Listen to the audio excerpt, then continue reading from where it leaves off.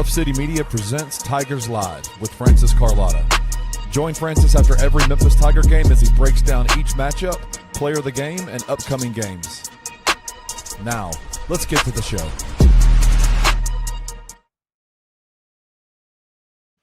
What's going on, everybody? Welcome to Tigers Live for Bluff City Media. I'm your host, Francis Carlotta, joined by Kenny Stubblefield, coming at you after the Memphis Tigers beat Southern Illinois 74-58. Kenny, how you doing? Is it over? I know we went live a little bit early. It's over. Is it over now? It's over. Tell me that score one more time. Memphis Tigers what? 74-58. You know what? Honestly, it feels really nice to have the higher number be on the left side of this than it has been the last 4 games for the Memphis Tigers. They finally get a win after suffering 4 straight losses, which is it hasn't been a great stretch for the Tigers. So shout out to them. Absolutely. When I do my game notes, I always put the Tigers on the left side of my scores. 100%. So if they ever go on a big run, it's always like a big moment in my game. It's like, oh, they're winning now, and then or if they're winning a lot and then they give up a big lead, I'm like, oh shit, now I have to switch. Oh God, now they're losing. Now they're losing. So, yeah, good solid win. I don't want to say like, oh, all the problems of the Memphis Tigers are now fixed. You know, they're going to go on a run and do some crazy stuff. I don't want to say that. You know, it was just a solid win. Against a bad team. Against a bad team. Southern Illinois. Yeah.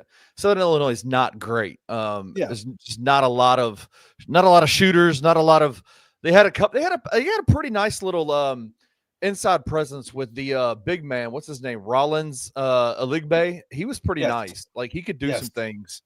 But it was just not a great team. And I think the Tigers needed to have a game where they were able to kind of just do some things that they practiced and kind of work on some things and get some guys out of a slump. They bring back Hassan Abdul Hakim. It was a nice get right game. You that's what you called it before. You called it a get right game, and that's what it was for the Tigers tonight. Yeah, Southern Illinois entering the game, hearing them Greg Gasson and Trey Draper on the broadcast talking about how they shot 50% entering the game for overall. That's really damn good. And it shows that they didn't take a lot of threes. They mostly did their damage in the paint. And you kind of saw the same thing tonight. You know, they really struggled shooting the basketball. Most of their points came from their bigs kind of getting putbacks or trying to attack the rim. That's mostly where they got their points from. But, you know, as I said, Kenny, and on Twitter, this was a get-right game. I think there were some definite positives to take away from the game. You know, we're going to talk player of the game later on. But, you know, there are some real positives to take away. And at least Memphis was able to snap their 4-game losing skid. And hopefully this can just be something to build momentum from and something for Memphis to hopefully they can grow from this win is the hope. Yeah, so it looked like, you know, Penny played quite a few players tonight. Let's look at the box score real quick. I should have had this written down, but he played 1, 2, 3, 4, 5, 6, 7, 8, 9, 10, 11, 12. All 15 guys played tonight. And Rope and Mason Matthews and Tarek only had 5 minutes. William Wharton played 7 minutes. But he still played quite a few guys. It definitely felt like he was, especially with Hassan back, it felt like he was trying some different things with some of his rotations and his lineups and who he was putting out there. I mean, he was doing like wholesale line changes numerous times, right? Hockey lineup changes, essentially, you know. That's what it felt like. And I know people, Roman is the big proponent of wanting to limit rotations as much as possible. I know a lot of people feel the same way. For me, for these early games, especially against a team like Southern Illinois, I really don't care about the rotations. Not against Southern Illinois. Right. I don't think anyone should really care about rotations against a team like that. You care about rotations against a team like Purdue. You care about what the rotation will look like when they play Louisville, Vanderbilt, the rest of the good teams in the non-conference, and especially when you get to conference. But in a game like tonight, this is literally for Penny Hardaway to get a better feel of his roster. And as we've talked about countless times, this is a brand new team. Yeah. These are all new guys. Penny does not really know these guys yet. Yeah. And that's why he played the entire roster. I know a lot of it was a couple Mason Matthews and a Roper Open garbage time, but he gave 13 guys legitimate minutes just to see what worked. And Hassan Abdul Hakim was back. Penny wanted to see what he would look like with different lineups. And it was worth the experiment. And I think Penny learned a lot of data points from this game that him and his coaching staff can figure out what lineups will work well moving forward. Absolutely. Let's get Roman in here. Roman, shout out from the FedEx Forum. Seemed like a pretty small crowd tonight, but they got treated to a Memphis Tiger victory, man. What was it like down there? Yeah, I mean, the environment was very scarce. Look, man, I think this just kind of speaks to where this team in the season kind of is right now, because this is a pre-Thanksgiving night game. Like, no one's got work. No one's doing anything, right? And, I would imagine a little less than 3,000 people, maybe around that, found their way to the FedEx Forum this evening. Yeah. So, yeah, just yet another representation of this program struggling heavily with the attendance there. Well, I'll say this. I have my text messages are full of my text message thread is full of Thanksgiving meals from a bunch of different people. So I would suspect there's quite a few people that are already doing Thanksgiving stuff. Like, I had to run home early from a Thanksgiving dinner with my family. So I could watch this game, and I'm about to jump on the post-game bounce in a second once the Grizzlies get done playing.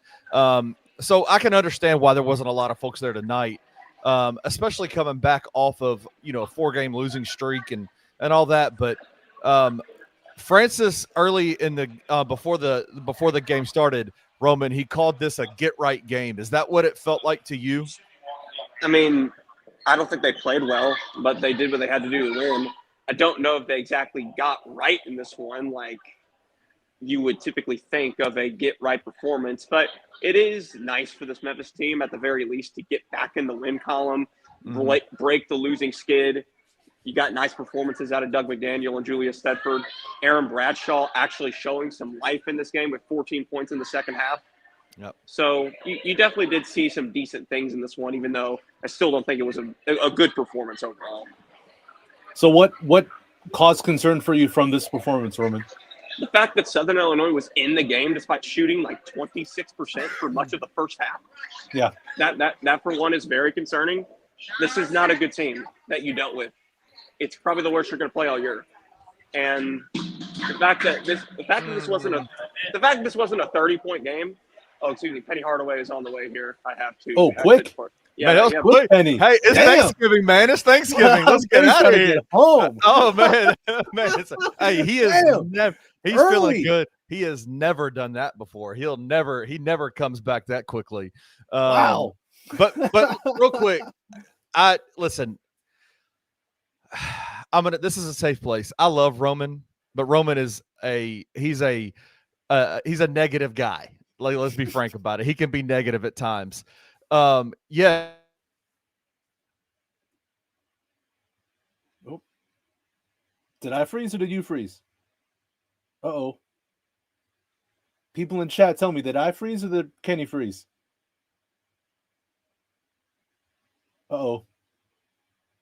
Someone in chat's got to let me know if I'm the one who's frozen or if it's Kenny. Okay, it's Kenny. Okay, hopefully he's good with his Wi-Fi. I don't know if those who have rock with Tigers Live for a minute, y'all remember when there was a big storm in Memphis and he literally had a blackout during the show. I think it was a show where I was out sick. I think they played Tulane and he had a big blackout and it was during the show.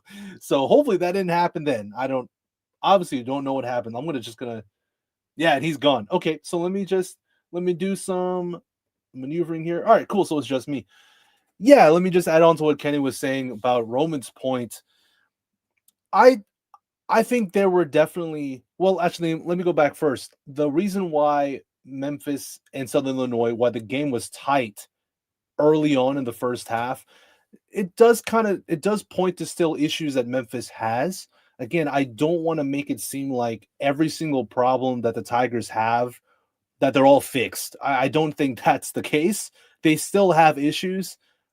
I just think that this performance was enough to at least show to Tigers fans, show to Penny Hardaway that, oh, Kenny said his internet crashed. Okay, all good. I think this performance was enough to show Tigers fans that they are making strides, and Penny can at least learn some things about his roster that he didn't know before. But why this game was close was because Southern Illinois is getting to the free throw line really easily. Memphis committed way too many fouls tonight. Anybody who watched this game could see that Memphis committed just way too many fouls. I got a stat for y'all about where Memphis ranks nationally in terms of fouls per game. So let me pull up that stat. I had it a moment ago. They ranked 280 entering this game. They ranked 288th in the nation in fouls per game. 288th. I'm no scientist, but that's not good. I'm no mathematician, but that's 288th is not good in fouls per game. They committed 20.6 fouls per game. Let's look at how many fouls they committed tonight. Memphis committed 25 fouls. So Memphis, that ranking of 288th is only going to get worse for the Tigers. It's not going to get better. It's only going to get worse. And that's why this game was close, because Memphis kept fouling Southern Illinois and sending Southern Illinois to the free throw line. And Memphis, I wouldn't say they shot the ball badly. They shot 43% overall, but they did not shoot that great from the floor. And Memphis didn't get to the free throw line, whereas Southern Illinois was getting to the free throw line all the time. Like, it was just a parade to the free throw line for Southern Illinois. So that's why I think this game was closer than it should have been in the first half, because Memphis committed way too many dumb fouls. I have a point about really dumb fouls in a bit as well, but that's why I think this game was close. All that aside, I do think Memphis showed positives. And Kenny just told me, so telling everybody full transparency with y'all, Rockwin Tigers Live, Kenny said that his Wi-Fi crashed. So it's just me. Y'all got me for how much time I got for the show. So all good. Before I continue, thank you all, everybody, for tuning in to Tigers Live. Tomorrow's Thanksgiving. Happy Thanksgiving to all of y'all. Happy Thanksgiving to you, your family. I hope all of you have a wonderful holiday. Thank you for tuning in to Tigers Live for the night before Thanksgiving. I'm sure y'all got busy days tomorrow ahead. So happy Thanksgiving to y'all. Very happy to see a Tigers win. As Grizz Girl said, needed any win. Yeah, just any win would have been nice. I did say on Twitter, and I said on the last Tigers Live, that anything less than a blowout would have been a disappointment. And I still stand by that. At the very least, it was, I don't know if I'd call 16 points, a 16-point win, a blowout, but it was a comfortable win at the very least. So is it a little disappointing to see them not blow out Southern Illinois? Yes. I think the big issue was fouls. Again, they committed 25 of them. Southern Illinois, they took 33 free throws. 33 free throws.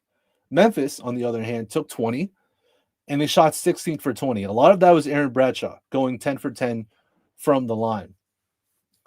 So that is why, in my opinion, why this game is closer than it should have been, was really the free throws and the constant fouling from Memphis, even though Southern Illinois shot horribly from the field. But let's get positive. Let's talk player of the game tonight. Let me know in the comments who y'all thought was player of the game for Memphis tonight. I'm going to give mine. I think it's Aaron Bradshaw. Aaron Bradshaw, to me, deserves player of the game. Let me see if I can pull up a banner here or not. Kenny had his box score. Yep, there you go. So let me, here it is, y'all. Aaron Bradshaw, 14 points, 4 rebounds, 3 steals tonight. And the better stat for Bradshaw, how many fouls did he commit? Only 3 fouls for Aaron Bradshaw. So that string of fouling out 3 games out of the first 5, thankfully, that didn't happen tonight. thankfully Aaron Bradshaw was able to stay on the floor. But yeah, Aaron Bradshaw, I think, is the player of the game for the Memphis Tigers, for the game overall.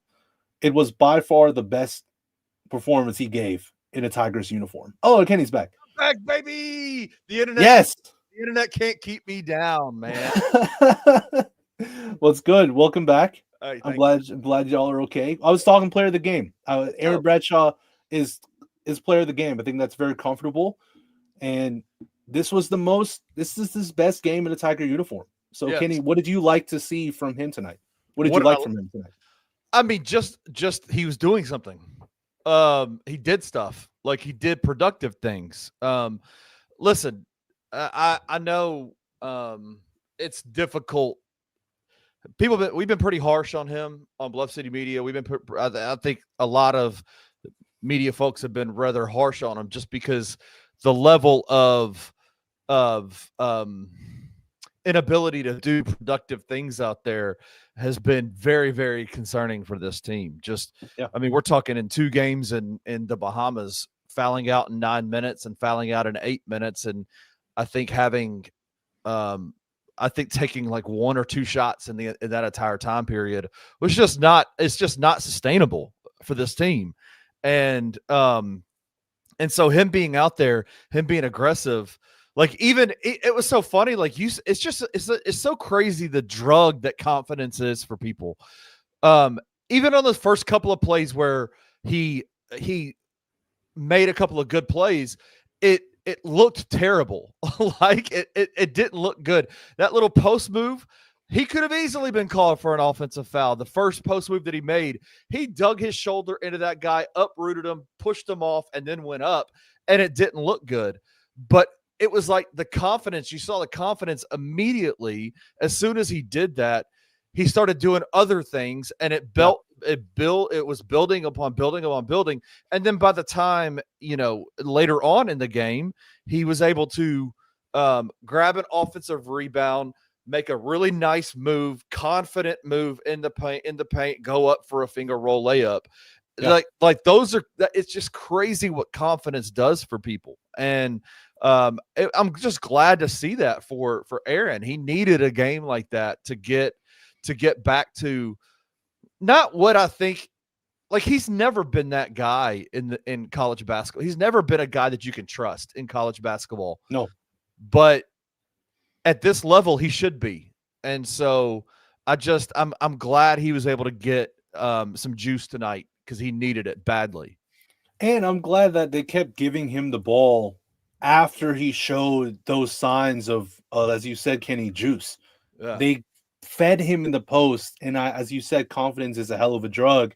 I know it's got to have weird on him that he just wasn't getting the ball much. He would roll, he would try and seal, and they just wouldn't pass it to him. Now, is someone that deserved because he hadn't been playing well? Sure. Like he hasn't been able to do anything with the ball, so I guess that's why they weren't giving it to him. Right. But tonight he showed that he was able to do some things offensively. They kept feeding it to him, and at the very least, he stayed aggressive. Was it pretty? No. Does he still struggle with like legitimately moving his defender? Yes. But he stayed aggressive. He got to the free throw line. He went 10 for 10 from the line, Kenny. That's pretty damn good to go 10 for 10 from the line.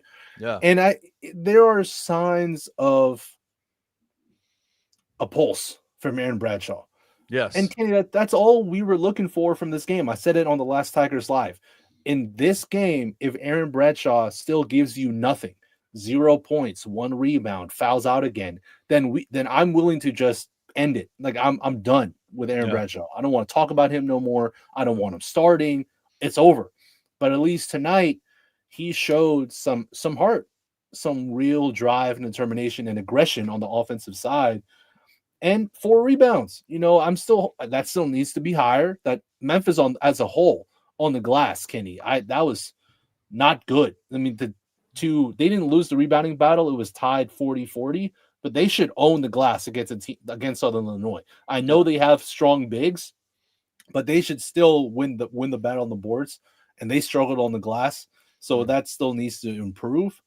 But at least you saw positives from Bradshaw. And I think, again, that's that's the message of this game. There were enough positives for Memphis fans, for Penny Hardaway, for us to be able to move forward from this losing streak.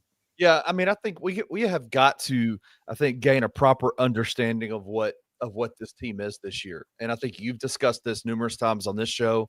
And I respect what you say when you say it this way. It's just that, man, like, what are the if your expectations are that this team is going to be a team that is as talented and is as good as what we've seen in the past under Penny Hardaway's teams, then I think you're going to be in for a long season, right? As a fan of the Memphis Tigers. I don't know if this team is as talented. I don't think this team is as talented as what as other teams that we've seen in the past. But I do think Penny Hardaway is a good enough coach to get the most out of this team possible. Right. And I think we're seeing that, and I think we will see that. I think he's making the right moves. I think he's doing the right things. But I think there's going to be games where there's going to be ups and downs in this season, and I think that we've got to get ready for that and celebrate these wins that, while it might not be dominant enough, it was what it was. It was a game where there was literally never a doubt, and the Tigers were clearly the better team, and they did what they needed to do to make it happen tonight. And for a guy like Aaron Bradshaw, the biggest win for me tonight is just seeing him produce. Is just seeing him do something out there. The other, I don't know if you talked about him or not, but the other player of the game for me was Julius Tedford. Julius Tedford was awesome tonight. 15 points, 6 rebounds, 3 steals, and the biggest stat, he had 2 personal fouls in the game, but was still active on defense, was still aggressive on defense, going after balls, cutting through, like playing physical defense. He was doing what he needed to do, and just was a very productive player out there. So shout out to Julius Tedford for me. He was a co-player of the game for the Tigers tonight. Yeah, I absolutely. Tedford's becoming like a cult hero of this Tiger fan base. Yeah. Tigers fans love Julius Tedford. I love Tedford. You do. I'm sure all of y'all watching this show are all big supporters of Tedford because he plays really hard. Really hard. This dude dives for loose balls. His hands are always active. He's always cutting. He's always going after the rebounds. I would say always, usually in the right places in defensive rotations. And if you can get Tedford to knock down a couple threes like he did tonight, that's just the cherry on top of the effort you already get from him. The 15 points, I don't think, is something you can rely on constantly. But if you get that from Tedford on a given night, that's a bonus on top of the effort he already gives you. So, yeah, I thought Tedford was a real difference maker tonight, especially in a game where, yes, Doug was pretty good, but he was inefficient again. He was 6 for 14. Sincere Parker was only 2 for 9. Hassan Abdul-Hakim, good to see him play. We'll talk about him in a minute. He was 2 for 6. And Quante was 3 for 4. He had those back-to-back threes then in the first half. That was huge. But in a game where Doug wasn't that efficient as he was in the Bahamas, and Sincere was only 2 for 9, you needed another guard scorer to score. And that's what Tedford was able to do. So, yeah, big shout out to him. He had an awesome game. Yeah, for me, like, when you can get, like, Tedford's a sophomore in college, and so there's an expectation, and I think Penny has built this team with the expectation that some of these guys will be back, like that there will be some continuity next year with this roster. And Julius Tedford, I think, would be one of the guys, him and Simon Majock, that I'm like, I would love to have these guys back, right? Bring these guys back. And so, like, right now, the points that you get out of Julius Tedford, he is a pretty decent 3-point shooter. He's got a nice shot. When he's open, he can knock those down. But points, when you get points like a 15-point night like you did tonight from him, I look at that and I say, man, that's a big win for the Tigers. Like, any points you can get out of him is a great number, especially when it's 15 points and 6 rebounds, because you're going to get energy. Oh, yeah. Every time. You're going to get aggression every time. You're going to get those things. So the 6 rebounds and the 3 steals, that doesn't surprise me out of him, but clearly that 15 points is a big win for him. and for the Tigers, because that's just playing with house money when you can get 15 points out of Julius Tedford. Yeah, and as Grizz Girl said here, he loves Memphis. He's a Memphis guy. Like he knows he knows what it means to play for the Memphis Tigers. And as we talked about so many times on Tigers Live episodes of the past, that matters. That matters to understand the importance of playing for the Memphis Tigers and how much it means to the city. That matters. And Tedford gets it. Julius 100% understands what it means. Mm-hmm. He shows it on the floor, and that's why he's been so impactful. And as you said, Kenny, hopefully he comes back next season. I want to touch briefly on other backcourt guys. I mentioned Sincere a bit, 2 for 9, 7 points.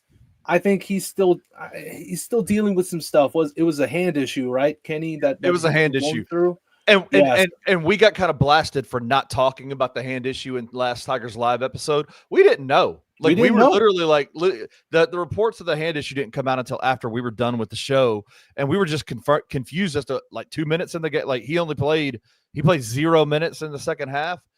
Penny talked about it after the game. Was like, listen, I tried to put him back in, and he just couldn't go. And so shout out to him for getting through the hand stuff. So. Good for him. Yeah. To anybody who did give Kenny or anyone at BCM shit about that, this is a live post-game show. Yeah. We don't know what Penny says in his press conferences, y'all. We used to have the press conferences on this show. Yeah. But not right now. So not anymore. Whatever, if Penny says something about an injury during a game, then we're not privy to that. We can only go off the information that we know. So if you gave a shit about that, that's weird. That's really odd of you. I don't know why. I get it. It's all good. And I know. I'm just everybody trying was to stand up. Yeah, everybody was feeling a little bit raw after that Wake Forest game, and the funny part about it, that's what I love about this show so much, is that we were told in the comment section, y'all need to stop coping so much, and I'm like, bro, this is what this show is. Like we literally went live immediately after a horrific loss to Wake Forest, loss. Like where we were just devastated by like just the lack of execution, and so it is what it is. If you don't want to get cope, come see me on Tuesdays with On the Bluff and Tigers Untapped. We will be better then. With me and Francis immediately after games, you're gonna get our initial like, what the hell? Yeah, you're gonna get the raw emotion that we frankly were even holding back, like on the show. Yeah. No, that's I just at least Sincere is able to play through whatever's going on. Hopefully it's nothing serious, and hopefully it doesn't even linger for Sincere because he's still so valuable. He showed a little bit of scoring punch, like I said, 7 points, but inefficient tonight. Quante had 8 points, 3 for 4 from the field. Those back-to-back threes to end the first half that was an injection of life that this team needed to end the first half. And those shots look good, man. Oh yeah, it was nice. But Quante, I don't know if you watch Tigers Live, Quante Berry, if you hear anything that I ever talk about, stop fouling recklessly. I'm begging you, Quante. Stop it. Yeah. Do not, close out in control. Don't just fly around and wave your hands in the air and just hit somebody. Don't do that, Quante. Play in control on the defensive side of the ball. Yeah. And if I can acknowledge that, I know your coaches can acknowledge that too. Because my goodness, this man, I said it before, his off-ball defense it's just out of control. He fouls so much. He just runs around and hits people. I'm like, what are you doing, man? Yeah. Please stop. Stop waving your arms everywhere. Stop body checking dudes. Like, my goodness. It's unnecessary. It's unnecessary. Well, let's do this. I want to talk about I've got to get going in just 1 second because we got the post-game bounce in a second that I got roped into last minute. I know you can hold the rest of this show down, but I wanted to talk to you a little bit about the return of Hassan Abdul Hakim. Yeah. Roman has been talking about him. We've seen some clips and we saw some of the games that he had when he was at Rio Grande last year against some of the more high quality competition. That's when he was at his best, right? Like when he was playing against some of the higher quality competition. He's been out with a deep thigh bruise all year, and then didn't go to the Bahamas because of an illness, is from what I think the reports were. But he made his return tonight. He made his basically his introduction to the Tiger team this game against Southern Illinois. Obviously was just trying to get his legs up underneath him. Played 21 minutes, shot the ball 6 times, had 4 points, 3 rebounds, 2 assists, and only 1 foul. What'd you think about Hassan Abdul Hakim? What were your thoughts on his game and what he could potentially add? Did you see something that you liked about him? Yeah, no question. What I saw that I liked about from Hassan Abdul Hakim was the way he moves, Kenny. He moves different than anybody else on this roster. He's a big guy, 6'8", 6'9", but he moves really fluidly. He moves like a guard. I saw him. He got a rebound, and I wanted him to push it. I wanted him to go. He passed it off to Zach Davis on the side, but I was like, come on, man, let's push the ball because he can grab and go, and that's not something a lot of guys have on this Tigers roster, the ability to grab a board and just get out in transition, push the pace, a la Draymond Green on the Warriors, a la what Jordan would try and do last year for the Tigers. Right. But at least Hassan, he has the athleticism, he has the mobility, who can grab a board and push the pace and get the Tigers out in transition. And he's a solid passer. You know, I thought you saw from him an extra dynamic that the Tigers desperately needed. Yeah. Another creator that Memphis needs in the half court. He didn't really hit any shots today, but you know, that'll improve. But what you did see from Hassan is he was able to put his head down. He had a couple nice spin moves, get off of his man. He had a nice and one tonight too. He just moves differently, and the Tigers need another guy who can put pressure on a defense. You know, as Doug can put pressure on a defense, Sincere can put pressure on a defense. That's right. But they need another guy on the perimeter who can really do so. Quante is not that guy. Thedford can put pressure on a defense, but I like him more off ball and as a cutter than as an on ball guy who's going to put pressure. You know, he finds his own ways to put pressure on a defense, but with the ball in his hands, at least Hassan showed tonight in a very small sample size, but he showed that he can get downhill, put pressure, get fouled, get to the free throw line. And if he can, I think the more he plays, the more he will just get better. I like what I saw from him a lot. And I'm only encouraged from what I saw from Hassan. I agree with everything you just said. He's big. He's big and strong. Like he's a big guy. I saw a picture of him before the game, and I was like, "Whoa, man! He just looks bigger than everybody else out there in terms of just size." And there's a level of freedom to his movement that I like that a lot of the other bigs don't have on this team. And so his skill set is one that I think will unlock some things for this Tigers team offensively.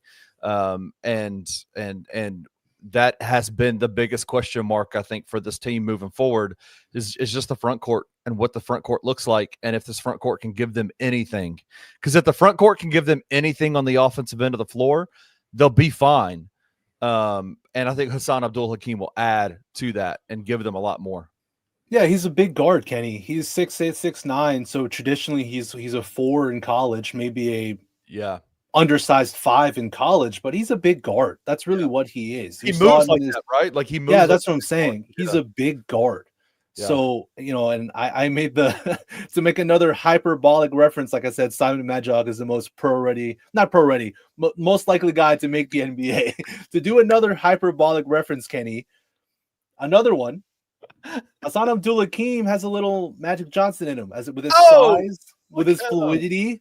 I like obviously he doesn't have the razzle dazzle passing, but Hassan is a big guard. I know everyone who comes like, "Oh, Francis, shut up, man! Like, get out of here, get out of here!" No, another hyperbolic reference, but he's a big guard. That's what Hassan is: 6'9", 6'8", guy who can grab and go, push the pace. And I think as the healthier he gets, the more reps he gets on the court with these guys. Yeah, you know, a lineup that I liked a lot, especially if Bradshaw is playing like Aaron Bradshaw, would be a Doug, Thedford, Bradshaw, Hassan, and then you can Zach Davis 5. You know, I actually like that 5 a good amount because Hassan's very switchable. Bradshaw ideally is also switchable. Sincere, once he gets back fully healthy, his defense is not that bad. You know, he's not an awful defender. I think he's not that bad. So I like that 5, and you can find ways to interchange Hassan with a bunch of other lineups as well. Yeah. So yeah, I like what I saw from him. How about that alley-oop from William Morton? I have to bring that up. Holy crap! What a number one! What a pass by Zach Davis! What a pass! The pass was awesome. Hey, but I will say, hey, y'all heard Greg Gaston on the broadcast. What did he say? Ooh, who did that remind him of? Y'all yelled at me for saying DJ Steffens the other game. But no, DJ means a lot to me. Like DJ as an athlete, and what I saw from him as a kid, he meant so much to me. He's like a superhero. All I know is, if you're telling me Simon Majok is the most NBA ready guy on the team, that's not what I said. Hassan Abdul Hakim is Magic Johnson 2.0. I can say William Morton reminds me of DJ Steffens athletically. Hey, Francis, I'm going to go hit up the post-game bounce and talk Grizzlies for a few minutes. Shout out to you. Happy Thanksgiving, bro. It is cold over here in Memphis. I know you're warm and sunny and tan all the way over there in California, but y'all enjoy your Thanksgiving, bro, and I'll talk to you later, man. We'll see you soon. Yes, sir. Yes, sir. Thank you, Kenny. Appreciate you always. All right. That was Kenny Stubblefield. He's got double duty. You know, busiest man at Bluff City Media, as I like to call him.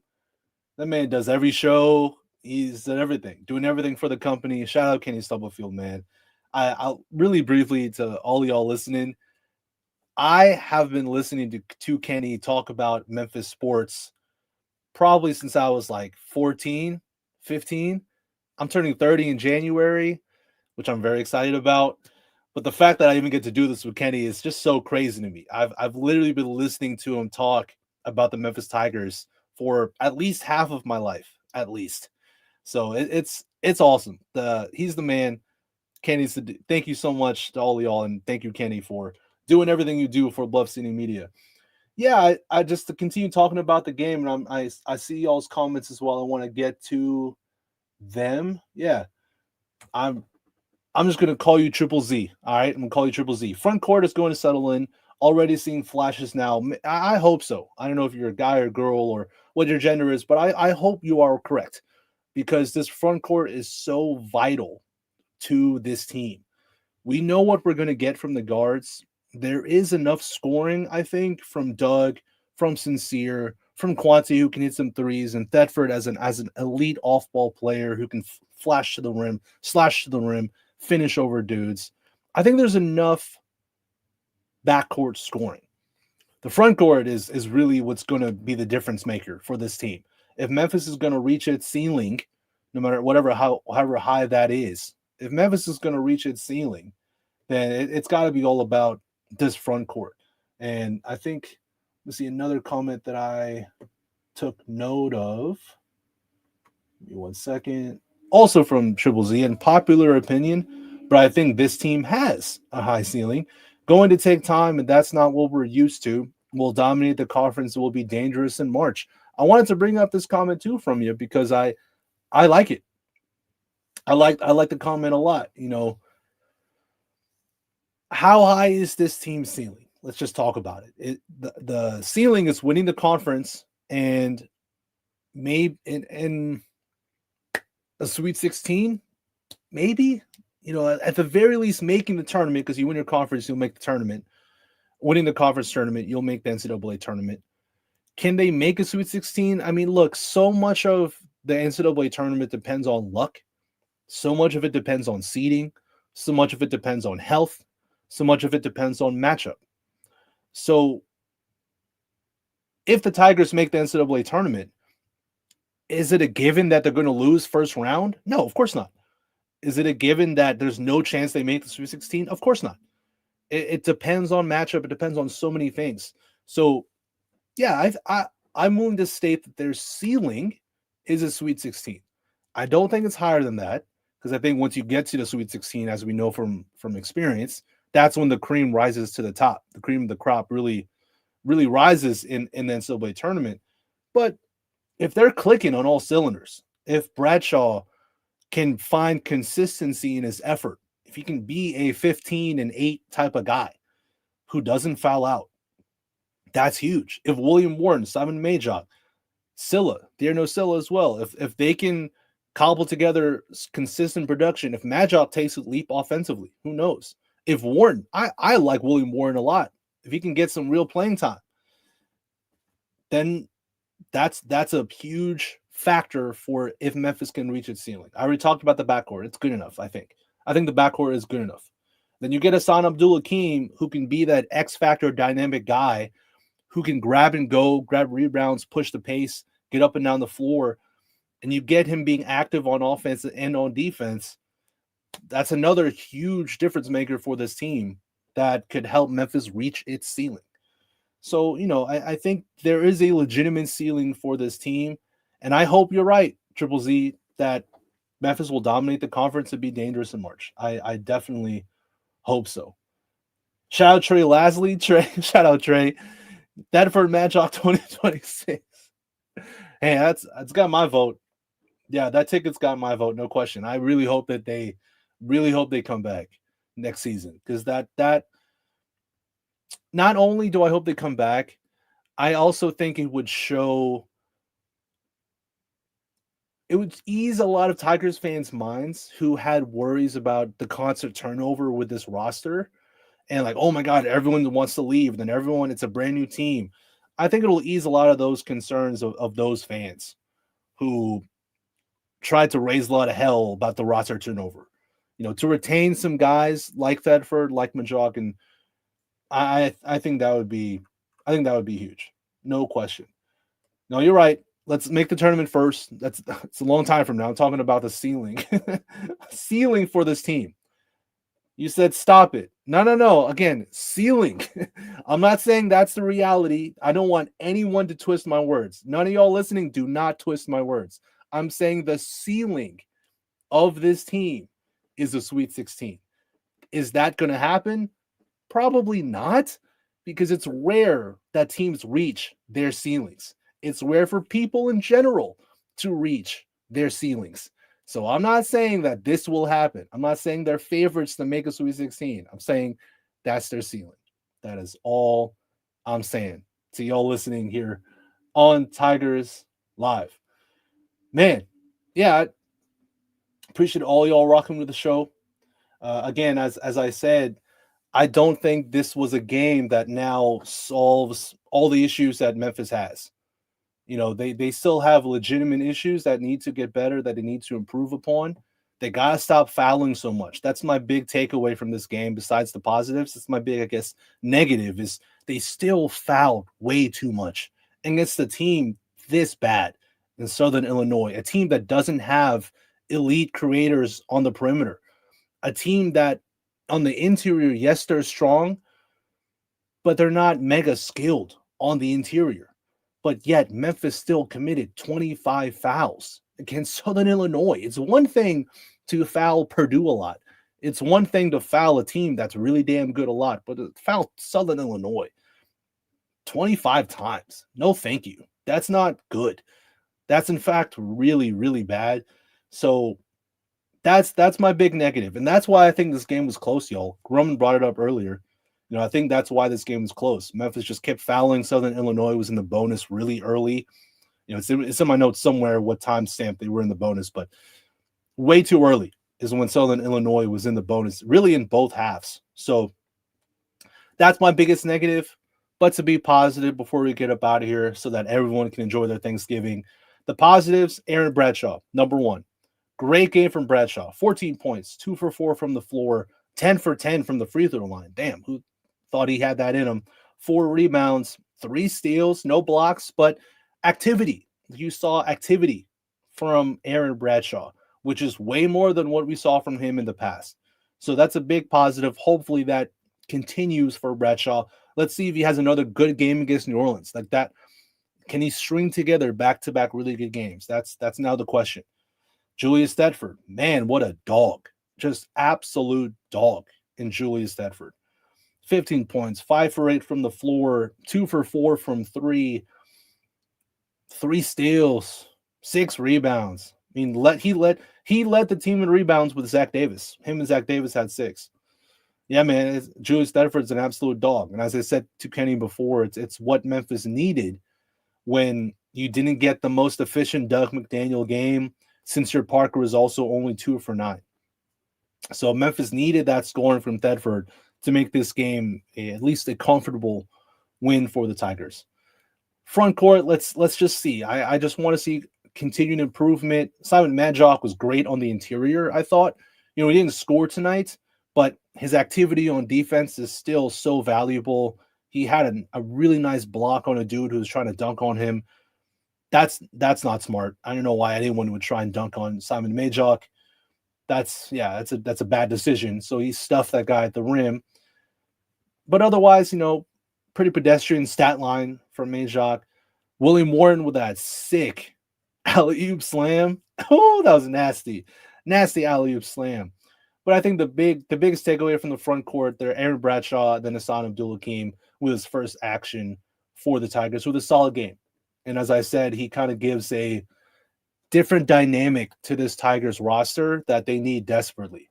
They need it desperately. They need another guy who can create, get to the rim, get fouled, can do something on offense for himself. So yeah, let's see what he looks like against New Orleans. And yeah, so let's look ahead. They play New Orleans on let me pull up their schedule.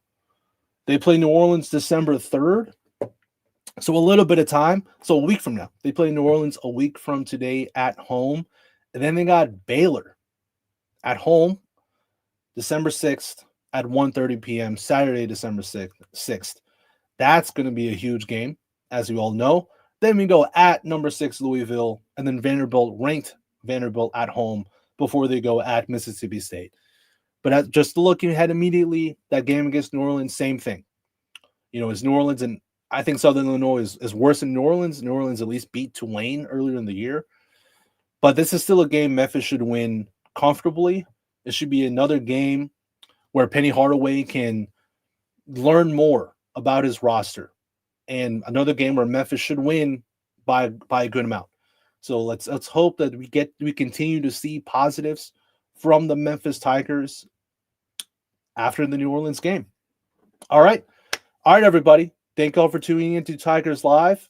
All of y'all tune into the show. Y'all are the best. All y'all rocking with us. Again, I know that it's the night before Thanksgiving. I'm sure y'all got family in town, or y'all got a lot of stuff going on. You got a busy day tomorrow. So shout out to all of y'all who rock with us tonight in Tigers Live. My name is Francis Carlotta. Happy Thanksgiving. Peace. Thank you for watching this episode of Tigers Live. If you enjoyed this episode, like and subscribe to Bluff City Media's YouTube page. We'll see you back here next time.